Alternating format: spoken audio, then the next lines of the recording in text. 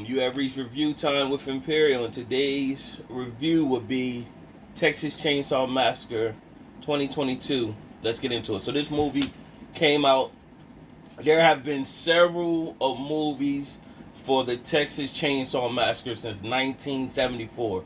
And when it came out and in 74, of course, I wasn't born yet, but I was born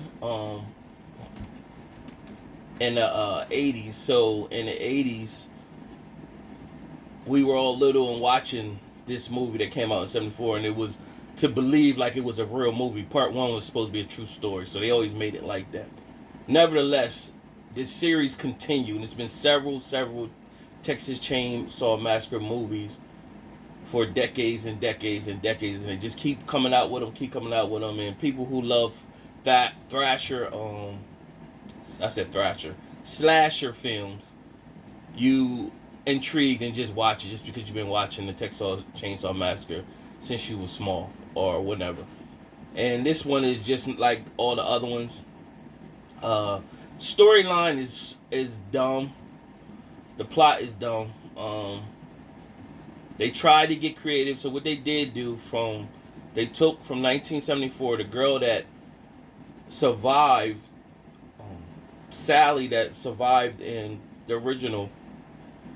What they did was they, not the original actress that played that character, but the character within the film. Um, that character has been looking for Leatherface all these years.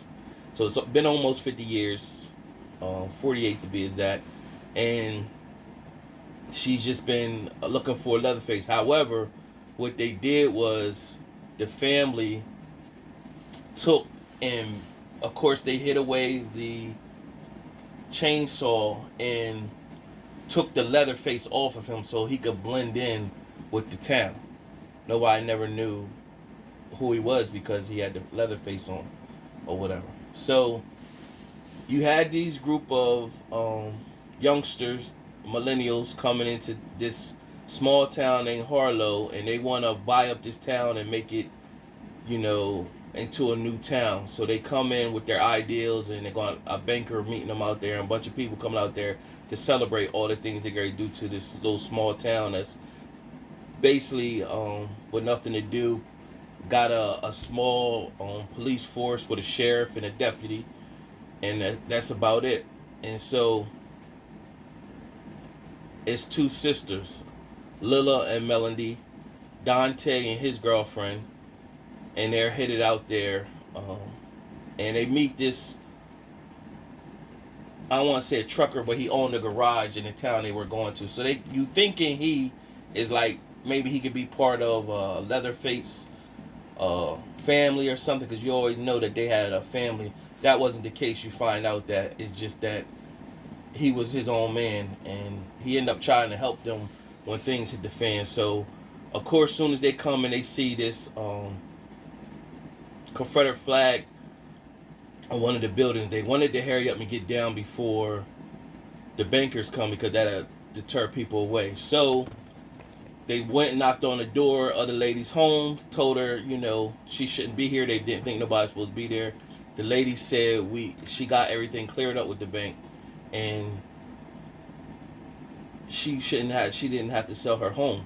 So they told her to go get her deed, and she pretty much said, I don't have to show you that. So she was old, and she pretty much started to have, she was on oxygen, and she started to have an attack. So Dante left and went and got the police officers, and when he went and got the police officers, she started to throw up, and then they took her off, and then Dante's girlfriend said, I'm going to go with her pretty much to make sure that she's all right.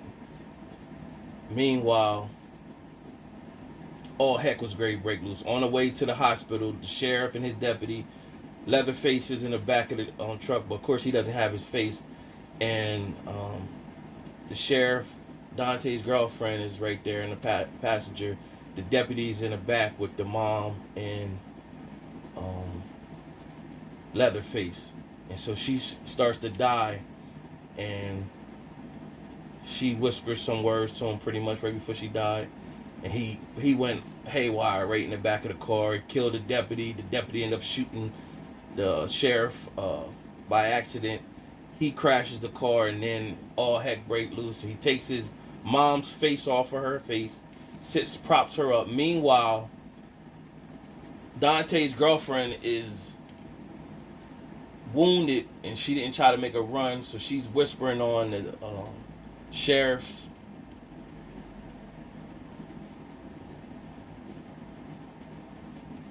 intercom thing to try to reach somebody. And she reached the guy that was in the small town before Harlow, and she's whispering what happened, and she's like, he's taking off her face. So he knows who that is. So he calls Sally, and Sally's off somewhere else, and pretty much telling her, yo, he's back. And so Sally pretty much at that point gear up, and she's headed to the location. Meanwhile, Leatherface, after he kills Dante's girlfriend, he's headed back to Harlow. Now they're on a bus. It's daytime at the time. They're on a bus, and Dante is like, we need the deed, because Melody is like, did we really have the deed to her house? And so he didn't have the deed. He said it was probably at the office. They was like, well, wouldn't it be at her house? So you already knew what that was hitting for. Dante and Melody, the sister Lily, she was back on the bus. Melody told her to stay there, and Dante and Melody go to the house to go find the deed. If Melody finds the deed and see that the lady still owned the house, so she was hurt that they caused that lady, all that stress caused her to die pretty much. Meanwhile, Leatherface came in, seen Dante in the kitchen, slashed him in the face. You don't know it's in the face. You think he stabbed him in the neck. You don't find out that till a little later on. But he goes upstairs, and he's active upstairs, and he's banging in a wall. He's looking for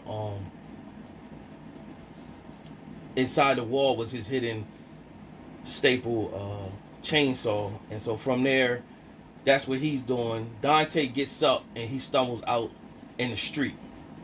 And the guy that was in the garage that they ran into earlier seen him, and it seen his jaw was pretty much hanging off his face. Like, who did this to you? So he knew it was somebody in that house. So he got the gun. He told the banker that was on the bus. They had like a party bus. It was like an old crappy bus that was a party bus that they turned into a party bus. And he told her pretty much, don't panic, just go sit on the bus. And what happened was, the dude that was in the garage, he had took their keys, because he pretty much knew that lady owned the house. So he took their keys, and so now he's going in the house where Leatherface is, with his gun, but he got the keys. So him and he walks into the room. The girl's underneath the bed, Melody's underneath the bed, and so he wouldn't be blinded. Melody tilted the mirror that he could see, so he could see Leatherface behind the door. And of course, Leatherface just beat him up. Now, while they're scuffling, this is a movie, so they got to make it theatrical. She doesn't get up out from underneath the bed and run. She just practically stays in underneath the bed the whole time instead of getting out and running. Nevertheless, Leatherface just torpedoed him and just smashed his head in with a sledgehammer. And right before he was able to get out and give her the keys. And so it was theatrical, and then it was just straight slaughter fest. She made it back to the bus. They tried to drive off with the bus, but the bus crapped out because it was old. Leatherface chopped the bus driver's head off, and then he came on a bus. And when he came on a bus, it's about at least 15 people on the bus, and they all pull out their phones because they're millennials. They pull out their phones and basically say, "Yo, we're gonna get you canceled." He turns on the chainsaw and just slaughters them all except Lily and Melody, and they make it out to the top of the roof. And not before Sally shows up with the shotgun.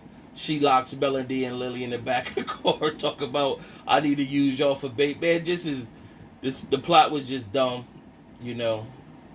But I review movies, so I watch it, and pretty much,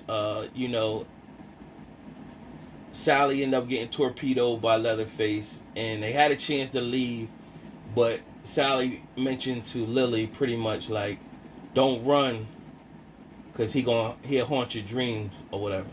So now she's going in to fight him with a shotgun with 2 bullets. Melody's injured.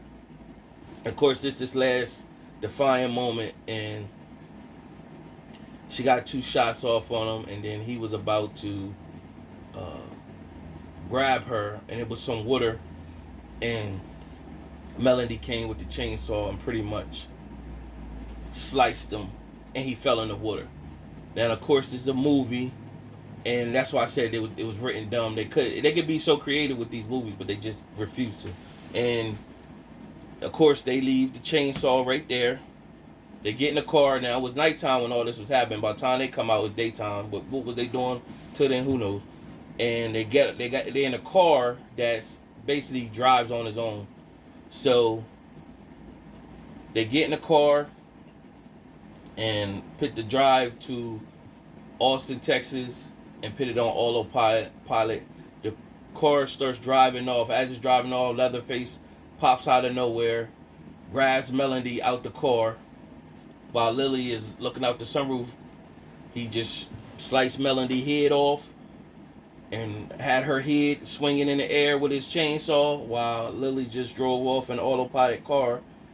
And that was it. But then it comes back on at the end where it shows him, Leatherface, at the end of the movie, like the post-credit scene, walking back, I guess, to his old house. So who knows who lived there now.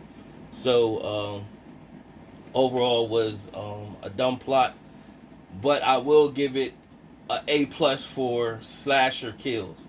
So it's up there with the Halloween kills, and for that it was an A+ with the slasher kills because he was going hard on people, but the plot was dumb. So out of my 4-star rating system, I'm gonna give this movie a 1.5 out of 4 stars. Subscribe to the channel, like the video.